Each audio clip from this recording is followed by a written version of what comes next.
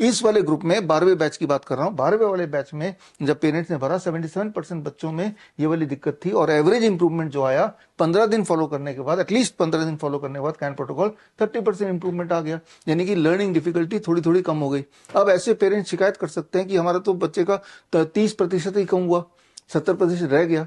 लेकिन इंपॉर्टेंट बात यह है कि अगर कुछ दिनों में 30% कम हुआ है तो इसका मतलब आगे और भी ठीक होगा, लर्निंग डिफिकल्टी और अच्छी होगी। और ये 30 का आंकड़ा एवरेज इसलिए आया है क्योंकि कुछ बच्चों का 100% भी ठीक हो गया, कुछ का हो सकता है 5% ही ठीक हुआ हो या 0% ठीक हुआ हो, तो एवरेज 30% आया। तो इसका मतलब यह है कि कुछ बच्चों का अगर 100% ठीक हुआ है तो यानी कि कैन प्रोटोकॉल से 100% ठीक तो हो सकता है। तो इसका मतलब यह है कि हमारे बच्चे में थोड़ी भी इंप्रूवमेंट है तो हमें लगे रहना चाहिए। और मैंने ये देखा है कि अपने एक्सपीरियंस से बता रहा हूँ, 5000 बच्चों में हमने देखा, जो पिछले कुछ महीनों में हमने ऑब्जर्व किया कि हर बच्चे में कुछ ना कुछ ठीक ठाक इंप्रूवमेंट आता ही है। लेकिन जो वाला इंप्रूवमेंट नहीं आता है, पेरेंट फिर थोड़े से रेस्टलेस हो जाते हैं। अरे बच्चे का फॉर एग्जांपल बाकी सब तो ठीक है लेकिन भुलक्कड़पन ये नहीं गया, है ना, तो ये भूल जाता है बार बार। तो ये देखिए हैं इतने सारे फैक्टर्स जो कई कई साल से बच्चे के साथ चल रहे हैं। इन सारे फैक्टर्स को एक एक करके हटाना है कैन प्रोटोकॉल अप्लाई करके। तो आप ये देखिए कि ध्यान इस पे दीजिए कौन सा वाला फैक्टर ठीक होता जा रहा है, उसको टिक करते जाइए। वो जो कैन ट्रैकर डायरी है उसमें लिखते जाइए, और जो ठीक नहीं हो रहा है उसको भी लिखिए, और क्योंकि वो दिन आएगा कि वो भी ठीक होगा। ऐसे ही हमने अपने इन बच्चों के साथ भी देखा है कि जब पहले 15 दिन में फॉर्म भराते हैं तो वो ये रिजल्ट आता है, और फिर जब अगले 1 महीने बाद फिर वो एक बार और फॉर्म भरते हैं तो ये रिजल्ट और बढ़ के आता है। और जिस बच्चे का जो वाली फैक्टर पहले 15 दिन में या उसके बाद ठीक होता हुआ नहीं दिखा, वो भी ठीक होने लगते हैं। इसका मतलब ये है कि सवाल का जवाब ये है कि आपको पेशेंस रखना है और इन फैक्टर्स को पूरी तरह से पालन करते रहना है, कैन प्रोटोकॉल पूरी तरह से पालन करते रहना है। आपके और सवाल में से एक सवाल और आगे चलते हैं, उसके लिए मैं इसको एक और स्लाइड लेता हूं। Average improvement in tertiary parameters.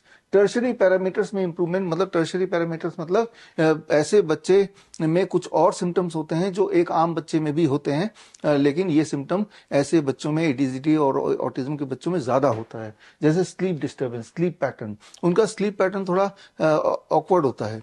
रात के 2 बजे तक सोएंगे नहीं, सुबह 9 बजे के पहले उठेंगे ही नहीं, इस तरह से रात को पूरी रात जगे भी रहेंगे, कोई स्लीप पैटर्न डिस्टर्ब रहता है। ऐसा 87% बच्चों में है। लेकिन इंटरेस्टिंग बात यह है कि इसमें 74 बच्चों में 74% इंप्रूवमेंट है। यानी कि बहुत सारे बच्चे, इस वाले बैच की बात कर रहा हूं, 12वें बैच की, जिनका 100% नींद ठीक हो गया, 100%।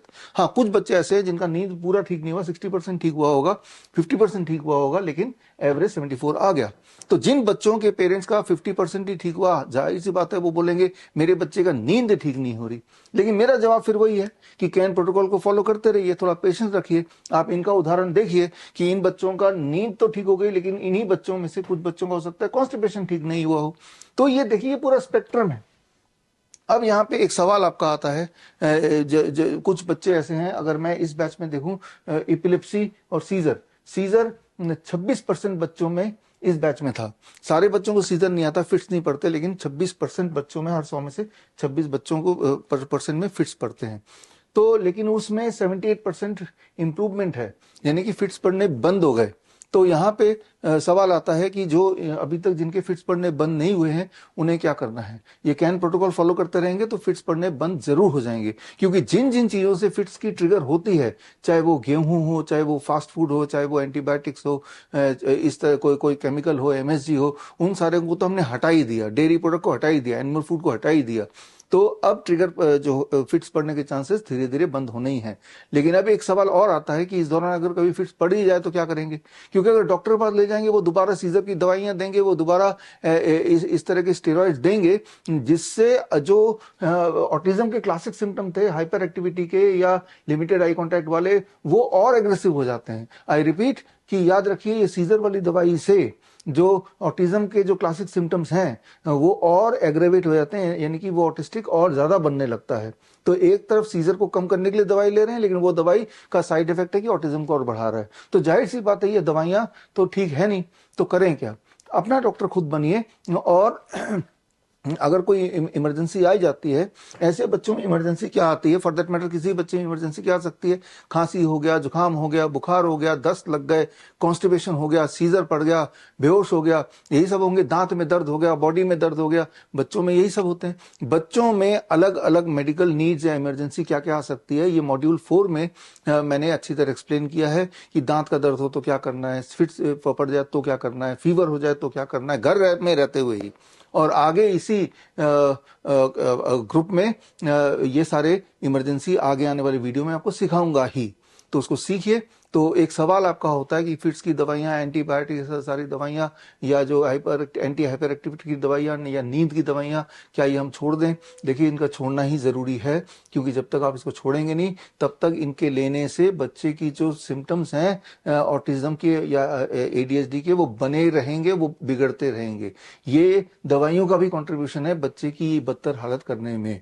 तो इन दवाइयों के बिना कैसे मैनेज करें, ये तो आपको ट्रेनिंग दे ही रहे हैं और आगे भी देंगे, राइट। ये अगले कुछ दिनों में ये ट्रेनिंग आएगी और तब तक आप बुक पढ़ सकते हैं, उसमें 4th मॉड्यूल में जाके पढ़ सकते हैं, तो आपको पता चल जाएगा। तो इससे हम इस स्लाइड पे आते हैं। जो 12वें बैच के जो पार्टिसिपेंट्स थे, उसमें 65% पार्टिसिपेंट्स रेगुलर दवाइयों पे थे, चाहे वो स्टेरॉइड्स पे थे, चाहे वो एंटी हाइपर एक्टिव मेडिसिन पे थे, या फिट्स के दवाइयों पे थे, राइट। लेकिन उनमें हमारे ये फॉर्म भरने से पहले 15 दिन में ही 92% ऑन एवरेज दवाइयां उनकी छूट गई, छोड़ दिया उन्होंने। यानी कि अधिकतर पेरेंट्स ने पूरी दवाइयां छुड़ा दी, और कुछ पेरेंट्स हैं फिर भी 1-2 दवाइयां दे रहे हैं, तो एवरेज 92 का निकल कर आया है।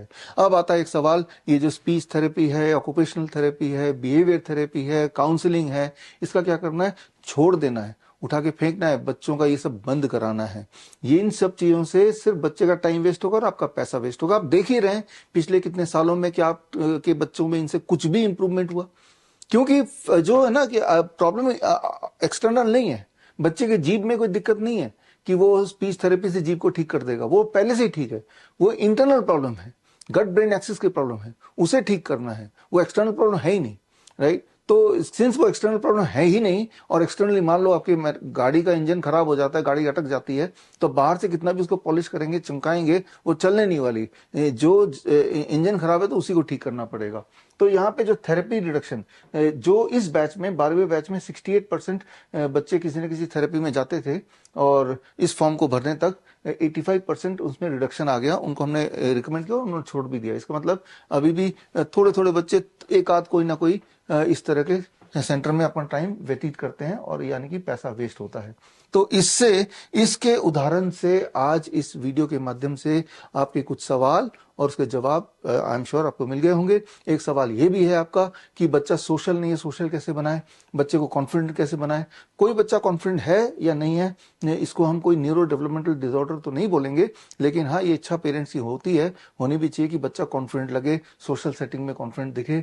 तो याद रखिए, हर बच्चे में कोई ना कोई खासियत होती है। कोई अच्छा बजा सकता है, कोई अच्छा कैलकुलेशन कर सकता है, कोई अच्छा पेंटिंग करता है। तो उसके जो भी स्किल्स हैं, जो आपको लगता है बाकियों से आउटस्टैंडिंग है, उसी में थोड़ी सी उनको बच्चे को प्रोत्साहन देना चाहिए, और वो स्किल अगर कुछ करता है तो उसका डिस्प्ले होना चाहिए।